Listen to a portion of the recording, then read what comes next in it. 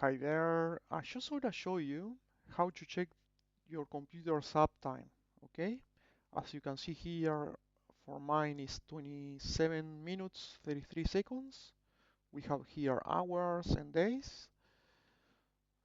So let's close everything. So the easy way to open Task Manager is from the search bar. So you just search for Task Manager and let's go to Performance, let's maximize. Then we click in CPU, and here once again we have the uptime.